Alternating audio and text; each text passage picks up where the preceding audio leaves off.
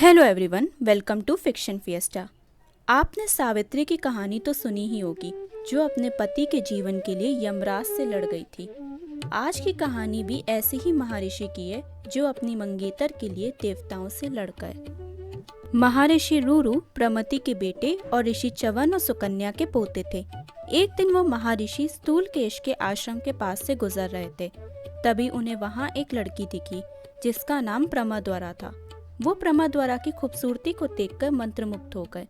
उन्होंने अपने पिता प्रमति को प्रमद्वरा के बारे में बताया और उससे शादी करने की इच्छा जताई। प्रमति ऋषि स्थूलकेश के आश्रम में गए और उनके सामने रूरू और प्रमद्वरा की शादी का प्रस्ताव रखा।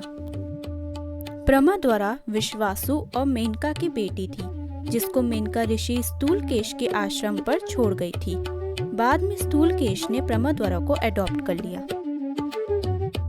ऋषि प्रमति के प्रस्ताव को ऋषि स्थूलकेश स्वीकार कर लेते हैं और रूरू और प्रमद्वरा की शादी की तैयारी शुरू कर देते हैं। रूरू और प्रमद्वरा भी बहुत खुश होते हैं, पर एक दिन प्रमद्वरा अपनी सहेलियों के साथ जंगल में घूम रही होती है। तभी उसको एक जहरीला सांप काट लेता है और उसकी तुरंत मृत्यु हो जाती है। ये खबर सुनकर रूरू और बाकी ऋषि आश्रम आते हैं।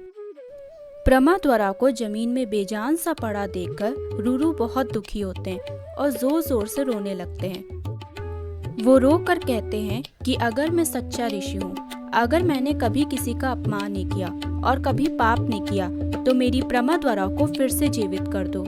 उनकी ये बात सुनकर आकाशवाणी हुई और आवाज आई कि ऋषि रूरू, एक बार जो संसार से चला गया, उसको कोई शक्ति वापस नहीं ला सकती। पर अगर तुम प्रमद्वरा को अपनी बाकी की आधी उम्र दे दो, तो हम फिर से उसे जीवन दान देंगे। ऋषि रूरू ये बात सुनकर खुश हो जाते हैं और प्रमद्वरा को अपनी आधी उम्र देने को तैयार हो जाते हैं। स्वर्ग में बैठे देवता हैरान हो जाते हैं कि आखिर रूरू ने इतनी आसानी से अपनी बाकी की आधी जिंदगी कैसे दे दी। पर क्योंकि अब वो अपनी बात आकाशवाणी द्वारा कह चुके थे, तो उनको अपना वादा पूरा करना था। उन्होंने यमराज को प्रमद्वरा को जीवन दान देने के लिए कहा। यमराज की अनिच्छा होते हुए भी वो मान गए और रूरू की बाकी बची जिंदगी का आधा हिस्सा प्रमद्वरा को दे दिया। प्रमद्वरा फिर से जीवित हो गई। उसके कुछ दिनों बाद रूरू और प्रमद्वरा की शादी कर दी गई और वो खुशी खुशी साथ रहे।